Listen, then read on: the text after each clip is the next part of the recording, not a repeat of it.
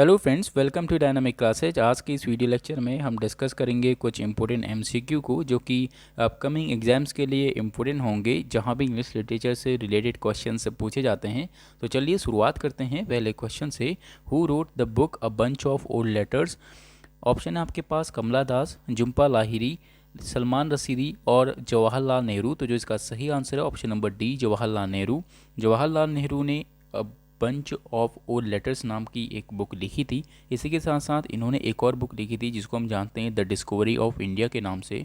और इसी के साथ साथ letters from father to his daughter, letters from father to his daughter, ये भी बुक जवाहरलाल नेहरू की ही है जो कि इन्होंने अपनी डॉटर के लिए लिखी थी। अब मैं अगर बात करूं ऑप्शन नंबर सी यानी सलमान रश्दी की, तो सलमान रश्दी जो कि जाने जाते हैं अपने बहुत ही फेमस नोवेल मिडनाइट चिल्ड्रन के लिए, मिडनाइट चिल्ड्रन जो कि इनकी बहुत ही फेमस नोवेल है। इसी के साथ साथ सलमान रश्दी ने 2 बार बुकर प्राइज़ जीता है। अगर मैं बात करूं ऑप्शन नंबर बी यानी झुम्पा लाहिरी की, तो जो आपको झुम्पा लाहिरी दिख रही है ये पहली इंडियन है जिन्होंने पुलित्ज़र प्राइज़ को रिसीव किया नोबल कैटेगरी में, यानी नोबल कैटेगरी में पुलित्ज़र प्राइज़ पाने वाली ये पहली इंडियन है, पहली भारतीय महिला है। अगर मैं बात करूं कमला दास की, तो कमला दास जो कि जाने जाती हैं अपनी बहुत ही famous poetry collection summer in Calcutta के लिए, जो कि कमला दास का एक बहुत ही फेमस पोइट्री कलेक्शन है। ध्यान दीजिएगा, जो झुम्पा लाहिरी हैं ये फर्स्ट इंडियन है जिनको नोवेल कैटेगरी में पुलित्ज़र प्राइज़ मिला था। अब हम बढ़ते हैं अपने क्वेश्चन नंबर सेकंड की ओर। क्वेश्चन नंबर सेकंड है, identify the first novel written by Charles Dickens. Option number A the Pickwick Papers, option number B Hard Times, option number C David Copperfield और option number D Oliver Twist. तो जो इसका सही answer है वो है the Pickwick papers. अगर मैं बात करूं चार्ल्स डिकेंस की, तो ये 18 सेंचुरी से बिलोंग करते हैं और हार्ड टाइम्स भी इनका एक बहुत ही फेमस नोवेल है। इसके साथ साथ डेविड कॉपरफील्ड भी इन्हीं का वर्क है और ओलिवर ट्विस्ट चार्ल्स डिकेंस ने 2-3 और राइटर्स के साथ मिलकर लिखा था ओलिवर ट्विस्ट को। अब अगर मैं बात करता हूं अपने क्वेश्चन नंबर थर्ड की, और ध्यान दीजिएगा जो यहाँ पर आपका डेविड कॉपरफील्ड दिख रहा है आपको, इसमें एक डेविड नाम का करेक्टर है जो अक्सर एग्जाम में पूछा जाता है डेविड कॉपरफील्ड में। तो चलिए अब हम बढ़ते हैं अपने next question, question number third की ओर। वहाँ जाने से पहले आप जब भी इस वीडियो को देख रहे हैं, जैसे भी आप तक ये लिंक पहुँचा, आप इस चैनल को सब्सक्राइब करना ना भूलें। और साथ ही साथ वीडियो के बीच में आप एक नीचे लाइक का बटन आ रहा होगा, आप उसे प्रेस कर दीजिए, क्योंकि आपका एक लाइक ही होता है आपकी तरफ से, और या तो कमेंट या तो सब्सक्राइब करना, जो कि हमारे लिए एक मोटिवेशन का काम देता है और हमें इस बात का पता चलता है कि आप भी हमारे चैनल को आगे बढ़ाने में हमारी मदद कर रहे हैं। तो चलिए लर्नर्स बढ़ते हैं क्वेश्चन नंबर थर्ड की ओर। आप लाइक करना ना भूलें। Which is Wordsworth first volume of poetry? Option number A है आपके पास the Prelude, option number B Tintern Abbey, option number C the Borderers और option number D Descriptive Sketches. तो जो इसका सही आंसर है यानी first volume of poetry Wordsworth का जो था डिस्क्रिप्टिव स्केचेस, ये फर्स्ट वॉल्यूम ऑफ पोएट्री है विलियम वर्ड्सवर्थ का। विलियम वर्ड्सवर्थ जो कि द प्रेल्यूड इनका एक पोस्ट ह्यूमस वर्क है।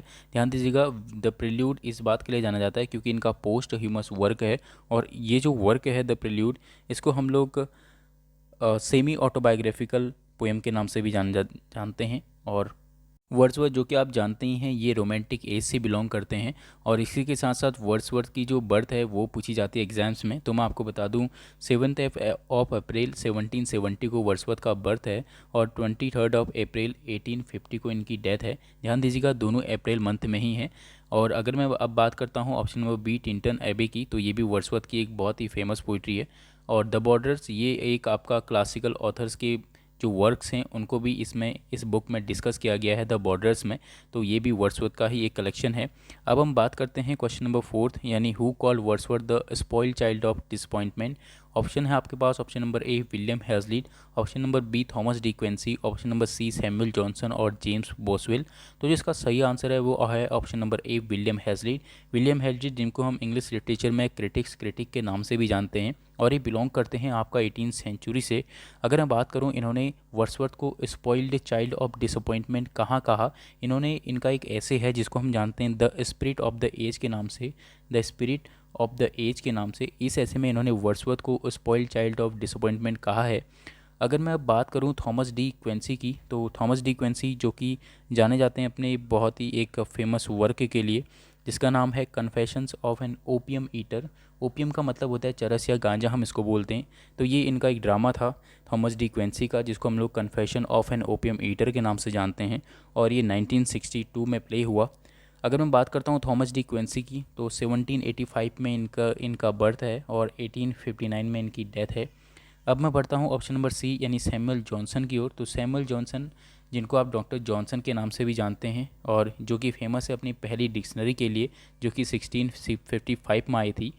और इंग्लिश लिटरेचर में एक एज जो कि 1745 से लेकर के 1785 तक का जो टाइम स्पाम है, उसको हम लोग एज ऑफ जॉनसन के नाम से भी जानते हैं। वो एज इन्हीं के नाम पे पड़ी है, सैमुअल जॉनसन के नाम से, और डॉक्टर जॉनसन भी इनको हम बोलते हैं। और ये 18th सेंचुरी से बिलोंग करते हैं।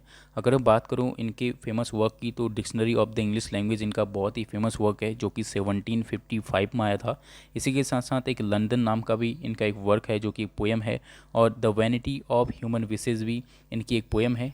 ध्यान दीजिएगा, लंदन नाम की पोएम किसी दूसरे राइटर की भी है। आप मुझे कमेंट बॉक्स में कमेंट करके बताइए, वो भी मैंने अपनी पिछली वीडियो लेक्चर में डिस्कस की है।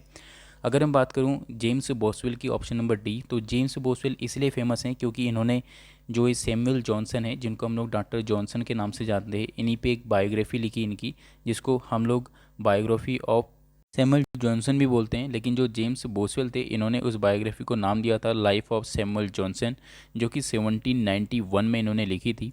तो चलिए अब हम बढ़ते हैं पाँचवें क्वेश्चन की ओर। लर्नर्स, इससे पहले आप इस वीडियो को लाइक करना ना भूलिए और इसे शेयर कर दीजिए, आप थोड़ा हमारी मेहनत को भी समझिए। तो बढ़ते हैं पाँचवें क्वेश्चन की ओर। Who was both a poet as well as a preacher. तो इनमें से कौन सा एक ऐसा राइटर है जो कि पोएट होने के साथ साथ एक प्रिएचर भी है। ऑप्शन नंबर ए है आपके पास John Donne, PB Shelley, John Milton और जॉफरी चौसर। तो जो इसमें सही आंसर है वो है आपका ऑप्शन नंबर ए, जॉन डन को हम लोग पोएट के साथ साथ प्रिएचर भी बोलते हैं। अगर अब मैं बात करता हूँ जॉन डन की, तो आपको ये पता है कि जॉन डन के बारे में हमने पिछले वीडियो लेक्चर में भी जाना है कि ये जैकोबियन एज से बिलोंग करते हैं। अभी जैकोबियन एज का मतलब क्या हुआ कि 1603 से लेकर के 1625 तक का जो टाइम स्पाम है इंग्लिश लिटरेचर में, उसको हम लोग जैकोबियन एज के नाम से जानते हैं। और जो जॉन डन है, ये जाने जाते हैं अपने बहुत ही फेमस एक पोएम द फ्ली के लिए, FLEA फ्ली। और इसी के साथ साथ जो इनकी दूसरी पोइट्री है, उसका नाम है आपका the sun rising, RISING, the sun rising. अब अगर मैं बात करता हूँ ऑप्शन नंबर सी यानी जॉन मिल्टन की, तो जॉन मिल्टन जो कि जाने जाते हैं अपने बहुत ही फेमस वर्क पैराडाइज लॉस्ट के लिए, और जॉन मिल्टन बिलोंग करते हैं आपके 17th सेंचुरी के लिए। तो जो पैराडाइज लॉस्ट है, जो कि पब्लिश हुई थी सबसे पहले 1667 में पैराडाइज लॉस्ट पब्लिश हुई थी, जबकि जो पैराडाइज रीगेंड है उसका जो पब्लिकेशन टाइम है वो है आपका 1671। ये पैराडाइज रीगेंड का टाइम पीरियड है। अब अगर मैं बात करता हूँ जॉन मिल्टन की, तो ये इंग्लिश लिटरेचर में कॉमनवेल्थ पीरियड से बिलोंग करते हैं। कॉमनवेल्थ पीरियड को हम लोग द इंटररेग्नम के नाम से भी जानते हैं, जो कि 1649 से लेकर के 59 तक का टाइम स्पाम है। अगर मैं बात करूं पैराडाइज लॉस्ट की, तो ये पूरी पोएम को इन्होंने ब्लैंक वर्ड्स में लिखा है, इस पूरी पोएम को। अब मैं बढ़ता हूं ऑप्शन नंबर डी यानी जॉफरी चौसर की ओर। आपको पता होगा कि इंग्लिश लिटरेचर में 1340 से लेकर के जो 1400 तक का टाइम स्पाम है, वो पूरा एज ऑफ चौसर कहलाता है। पीवी शैली की अगर मैं बात करूँ, ये भी बिलोंग करते हैं आपके रोमांटिक एज से, और ये जाने जाते हैं अपने फेमस लिरिक पोएम और टू द वेस्ट विंड के लिए, पीबी शैली। तो लर्नर्स, आज की वीडियो में फ़िलहाल इतना ही। आप इस वीडियो को, आप जितनी भी हमारी वीडियोज़ हैं, आप उनको डाउनलोड करने से पहले एक बार पूरा देखिए, और आप लाइक कमेंट करना ना भूलें, काफ़ी मेहनत इनके पीछे लगती है। तो चलिए लर्नर्स, थैंक यू।